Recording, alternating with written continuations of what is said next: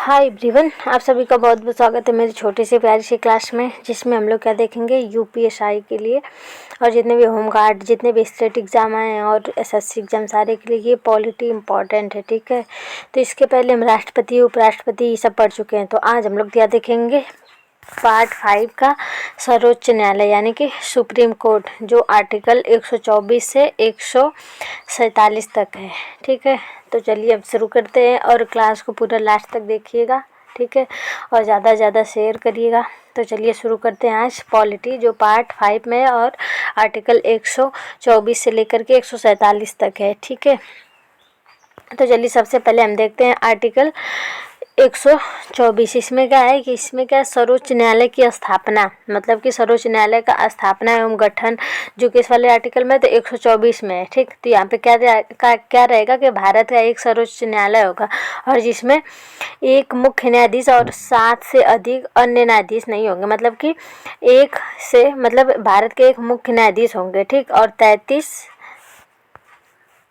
और जो न्यायाधीशों की नियुक्ति कौन करेगा, तो न्यायाधीशों की नियुक्ति हमारे राष्ट्रपति जी करेंगे ना। तो देखिए यहाँ पे क्या दिया है कि कोई व्यक्ति उच्च न्यायालय में न्यायाधीश के रूप में नियुक्ति के लिए योग्य नहीं होगा जब तक कि वो भारत का नागरिक नहीं हो। क्या हो, भारत का, रुके थोड़ा सा बड़ा करें, क्या वो भारत का जब तक नागरिक नहीं होगा तब तक वो कोई सुप्रीम कोर्ट का जज नहीं बन सकता है, न्यायाधीश नहीं। और किसी भी न्यायालय में 2 या 2 से अधिक न्यायालयों में कम से कम 10 साल तक वकील रहा हो, या तो फिर किसी उच्च न्यायालय में 2 या 2 से अधिक या कम से कम 5 साल तक न्यायाधीश रहा हो। ठीक, तो उच्च न्यायालय में 10 साल तक वकील रहा हो और उच्च न्यायालय में 2 या 2 से अधिक, कम न्यायालयों में 5 वर्ष तो क्या रहा हो, न्यायाधीश रहा हो। और उसकी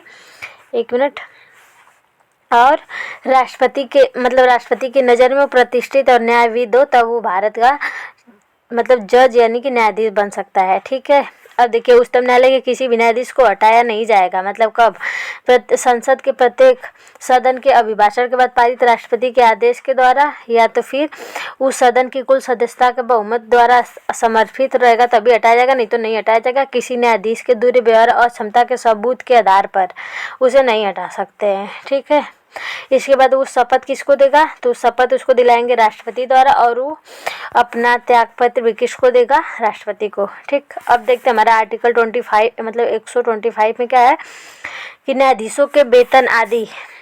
तो न्यायाधीशों के वेतन क्या होते हैं, देखिए उच्चतम न्यायालय में न्यायाधीशों को भुगतान संसद द्वारा निर्धारित किया जाता है। विशेषाधिकार भत्ते समय समय पर संसद द्वारा दिए जाते हैं। मतलब कि 125 में क्या है कि न्यायाधीशों को वेतन दिया जाता है। कौन देता है, तो ये संसद के जमा निधि, मतलब संसद देती है भारत के संचित निधि में से। और इसका जो है क्या वेतन कितना होता है, तो 2,80,000 कितना होता है, 2,80,000 इसका क्या होता है, मुख्य न्यायाधीश का वेतन होता है। ठीक, और जो उच्च न्यायालय मतलब उसके बाद जो अन्य न्यायाधीश होते हैं उसका 2 लाख मतलब कि 2.5 लाख उसका वेतन होता है। इसका 2,80,000 भारत के मुख्य न्यायाधीश का है। ठीक है, और किसके द्वारा दिया जाता है, तो ये संसद के द्वारा दिया जाता है। ठीक है, ध्यान रखिएगा। इसके बाद हमारा आर्टिकल 26 क्या है, आर्टिकल 26 क्या है कि कार्यवाहक मुख्य न्यायाधीश की नियुक्ति। मतलब कि कार्यवाहक, यदि कि जो मुख्य न्यायाधीश है वो अगर नहीं रहते हैं तो उसके स्थान पर एक कार्यवाहक के रूप में कोई भी मुख्य न्यायाधीश की हम मतलब को ला सकते हैं, मतलब राष्ट्रपति ला सकता है ना। तो यहाँ पे क्या लिखा है, देखिए, जब भारत के मुख्य न्यायाधीश का पद किसी भी कारण रिक्त या अनुपस्थित हो तो कर्तव्यों का पालन न्यायाधीश के अन्य न्यायाधीशों द्वारा किया जा सकता है, जिसे राष्ट्रपति क्या करेंगे, नियुक्त करेंगे। ठीक, जो आर्टिकल 26 में 124 में क्या है, 124 में क्या है, मुख्य न्यायाधीश सुप्रीम कोर्ट की स्थापना। 125 में क्या है, मुख्य न्यायाधीशों का वेतन आदि। इसके बाद 26 में क्या है, मुख्य कार्यवाहक न्यायाधीश। ठीक, इसके बाद 27 में क्या है, 127 में क्या है, तदर्थ न्यायाधीशों की नियुक्ति यानी कि एडवोकेट न्यायाधीशों की नियुक्ति। इसमें क्या है, इसका मतलब क्या है कि जब कोई न्यायाधीश क्या हो, अनुपस्थित हो तो उसके स्थान पे कोई और न्यायाधीश राष्ट्रपति की अनुमति पे मतलब राष्ट्रपति की अनुमति पे उसे नियुक्त कर सकते हैं। कोई भी न्यायाधीश द्वारा उसे राष्ट्रपति की अनुमति पे उसके जगह पे कोई जज आ सकता है। 147 यानी कि एडवोकेट यानी कि तदर्थ न्यायाधीश की नियुक्ति 127 में। इसके बाद 128 में क्या है, तो उच्चतम न्यायालयों की बैठकों में सेवानिवृत्त न्यायाधीशों की उपस्थिति यानी कि जो भी 128 में क्या है कि जो जो भी सुप्रीम कोर्ट के पहले मुख्य न्यायाधीश थे, यदि वो मतलब सेवानिवृत्त हो गए यानी कि वो हट गए, मतलब कि रिटायर हो गए, तो उनके मतलब उनका काम है तो उनको लाया जा सकता है 128 के अंतर्गत, ठीक। और किसके? राष्ट्रपति के सहमति में भारत के मुख्य न्यायाधीश के द्वारा, ठीक है। मतलब मुख्य न्यायाधीश ही लाएगा लेकिन राष्ट्रपति की अनुमति से लाएगा, ठीक है। अब देखते हैं हमारा आर्टिकल 129 क्या है। 129 क्या है कि उच्चतम न्यायालय क्या होगा? अभिलेख न्यायालय होगा, जो 129 में है सुप्रीम कोर्ट का। तो क्या है? उच्चतम न्यायालय का अभिलेख न्यायालय होगा, उसके पास न्यायालय की सभी शक्तियां होंगी, ठीक है। इसके बाद हम देखते हैं आर्टिकल 130। 130 में क्या होता है? सुप्रीम कोर्ट की सीट के बारे में। 130 में क्या होता है? सुप्रीम कोर्ट की सीट के बारे में बात की जाती है ना। तो देखिए सुप्रीम कोर्ट दिल्ली में होगा और उस सीट मतलब कि उस सीट कहाँ पे? उसका पीठ न्यायालय जो 130 वाला रहेगा, ठीक है। तो सुप्रीम कोर्ट दिल्ली में होगा या किसी अन्य स्थान पर जिसे राष्ट्रपति की मंजूरी से भारत का मुख्य न्यायाधीश नियुक्त कर सकता है। कहाँ पे है सुप्रीम कोर्ट? दिल्ली में, ठीक है। इसके बाद हम देखेंगे 131। 131 में क्या है? सर्वोच्च न्यायालय का मूल क्षेत्राधिकार। मूल क्षेत्राधिकार तो इसका क्या? इस संविधान के प्रावधान के अधिक सर्वोच्च न्यायालय के पास किसी विवाद में मूल क्षेत्राधिकार होगा, ठीक है। जैसे कुछ एक आया था विवाद, भारत सरकार वर्सेज एक या एक से अधिक राज्य। इसके बाद एक और आता भारत सरकार प्लस एक राज्य वर्सेज राज्यों के बीच एक तरफ और एक से अधिक अन्य राज्यों के लिए। एक आया था दो या दो से अधिक राज्यों के लिए। इसको याद रखिएगा, ये बहुत ज़्यादा इंपॉर्टेंट नहीं है, देख लीजिएगा, बहुत ज़्यादा इसे इंपॉर्टेंट नहीं है 131, ठीक। इसके बाद हमारा 132 का है कुछ न्यायालय में उच्च न्यायालयों से अपील में सर्वोच्च न्यायालय का अपीली अधिकार। अपीली अधिकार किसमें है? तो 132 में है। संवैधानिक मामलों में अपीली मतलब कि जो कुछ मामलों में उच्च न्यायालय से अपीली अधिकार में सर्वोच्च न्यायालय का अपीली क्षेत्राधिकार होगा, मतलब वो भी कोर्ट में उसकी बातें कही जा सकती हैं, ठीक है। अब देखते हैं हमारा आर्टिकल 133। 133 में क्या है? सिविल मामलों के संबंध में उच्च न्यायालयों से अधिक में सर्वोच्च न्यायालय का अपीली क्षेत्राधिकार होगा। जैसे शादी हो गया, तलाक हो गया, विवाह के मामलों में इसमें भी सुप्रीम कोर्ट का क्षेत्राधिकार होगा, इसको ध्यान रखिएगा। ये सब मामले भी सुप्रीम कोर्ट में जा सकते हैं, जो कि आर्टिकल 133 में। ये सब ज़्यादा इंपॉर्टेंट नहीं, इंपॉर्टेंट 124 है, 125, 26, 27 है जहाँ पे तदर्थ यानी एडवोकेट वाला। 128 भी, 129 भी है जो अभिलेख का मतलब अभिलेख न्यायालय के बारे में बात करता है। फिर 130 क्या है? उच्च न्यायालय की सीट, ये भी ध्यान रखिएगा, ठीक है। इसके बाद आर्टिकल 134 क्या है?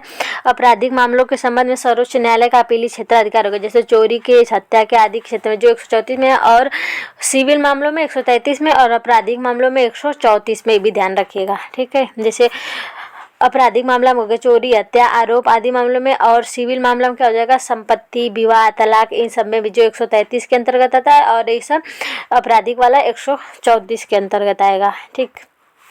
इसके बाद हम देखते हैं आर्टिकल 135। 135 में क्या है? मौजूदा कानून के तहत संघीय न्यायालय का क्षेत्राधिकार और शक्तियाँ। संघीय न्यायालय का क्षेत्राधिकार, इसको याद रखिएगा।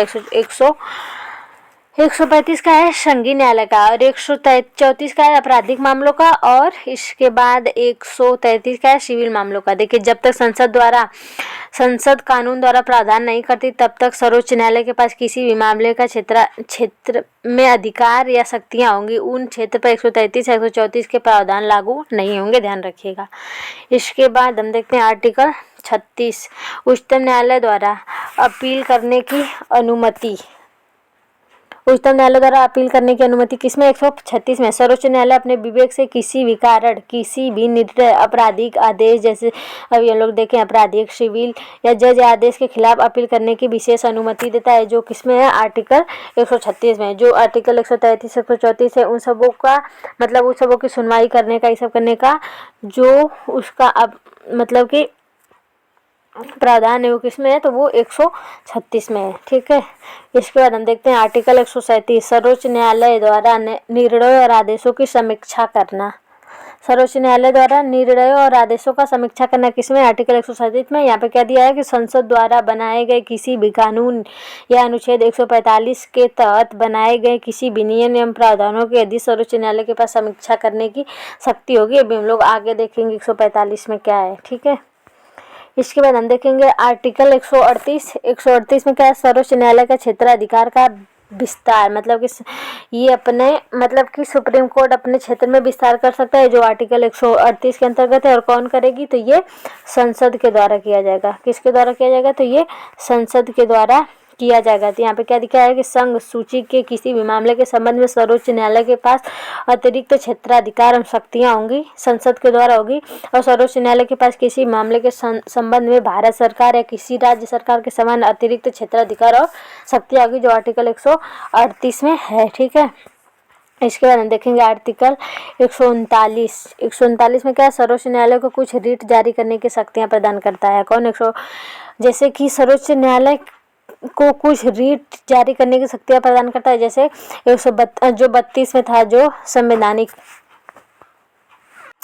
इसके बाद हम आर्टिकल 140 देखते हैं। इसमें सर्वोच्च न्यायालय की सहायक शक्तियां के बारे में बात की गई है। सहायक शक्तियां जो कि संसद कानून द्वारा सर्वोच्च न्यायालय की अनुमति देने का प्रावधान करती है। ठीक, इसके बाद हम 141 देखेंगे। सुप्रीम कोर्ट द्वारा घोषित कानून सभी अदालतों के लिए बाध्यकारी होंगे, मतलब सुप्रीम कोर्ट जो भी निर्णय देगा वो सभी को मान्य होगा। ठीक है, सर्वोच्च न्यायालय घोषित कानून भारत के सभी न्यायालयों पर बाध्यकारी होगा, 141 के तहत है। ठीक है, फिर 142 के तहत क्या है कि उच्चतम न्यायालय को डिक्री और आदेशों का प्रवर्तन तथा खोज आदि करने के संबंध में आदेश देता है। जैसे वहाँ पे हुआ था ना 1984 में भोपाल गैस त्रासदी, जो कि कौन सा उसमें था, यूनियन कार्बाइड यानी कि मिथाइल आइसोसाइनेट था ना, उसमें वहाँ पे शक्तियों का बंटवारा हुआ था, जिसमें कि क्या है कि उच्चतम न्यायालय की डिक्री और आदेशों का प्रवर्तन तथा खोज आदि के संबंध में आदेश। ठीक,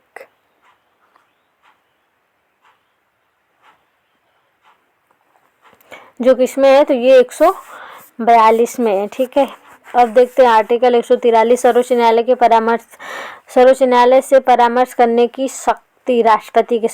राष्ट्रपति ये जो भारत के मुख्य न्यायाधीश है उससे क्या ले सकता है, परामर्श ले सकता है। ठीक, यहाँ पे क्या है जो 143 में, यदि राष्ट्रपति को ऐसा प्रतीत होता है कि कानून का कोई भी प्रश्न उठ गया जो सार्वजनिक महत्व का है, तो वो उस प्रश्न को न्यायालय भेज सकता है और न्यायालय में सुनवाई के बाद राष्ट्रपति को उस पर अपनी राय बता सकता है जो मुख्य न्यायाधीश है। ठीक है, इसके बाद हमारा अगला और लास्ट है जो एक इम्पॉर्टेंट है, क्या है, नागरिक और न्यायिक प्राधिकारियों का सर्वोच्च न्यायालय की सहायता के लिए कार्य करना। भारत के क्षेत्र में सभी प्राधिकरण नागरिक और न्यायिक सर्वोच्च न्यायालय की सहायता करेंगे, जो आर्टिकल 144 था। बाकी हम आगे का थोड़ा सुना देते हैं, लेकिन बहुत ज़्यादा इंपॉर्टेंट नहीं, बस सुन लीजिएगा। ठीक है, नहीं इतना ये काफ़ी है, ध्यान रखिएगा। 132 का है अपीली, 132, 133, 134 का है अपीली क्षेत्राधिकार है, 134 का है आपराधिक मामलों का और 133 का है सिविल मामलों का। ठीक है, ज़्यादा इंपॉर्टेंट है। बाकी 129 का है अभिलेख न्यायालय होगा, 30 का है पीठ वाला होगा, ये सब ध्यान रखिएगा। 124 में क्या है, मुख्य सुप्रीम कोर्ट की स्थापना। ठीक, और इसका मुख्य न्यायाधीश का वेतन कितना है, 2,80,000, ये सब ध्यान रखिएगा। तो अपना वीडियो यहीं पर समाप्त करते हैं और इस वीडियो को ज़्यादा से ज़्यादा शेयर करिएगा। मिलेंगे कल नेक्स्ट टॉपिक पे। ठीक है, बाय बाय, टेक केयर।